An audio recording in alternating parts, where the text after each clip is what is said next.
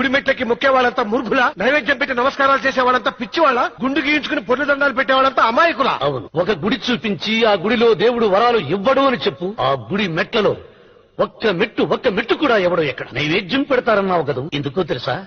పెట్టిన క్షీరాన్నాలు, దద్దోజనాలు, పులిహోరాలు మనం మెక్కుతామని తెలుసు. అదే దేవుడు తింటారని తెలిస్తే శనగ చెక్క, ఒక బెల్లపు ముక్క కూడా పెట్టరా.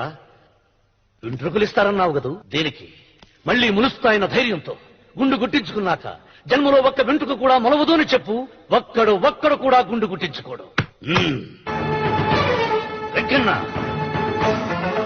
నా దృష్టిలో భగవంతుణ్ణి పూజించే వాళ్ళు రెండు రకాలు. భయంతో పూజలు చేసేవాళ్ళు, ఆశతో మొక్కేవాళ్ళు. పాపం చేశాం, ఆయనకు దండం పెట్టి చేసిన పాపాన్ని ఏదో ఒక రూపంలో హుండీలో వేసేద్దామనుకునే వాళ్ళు మొదటి రకం. మొక్కితే ఏదో దక్కుతుందని ఆశపడేవాళ్ళు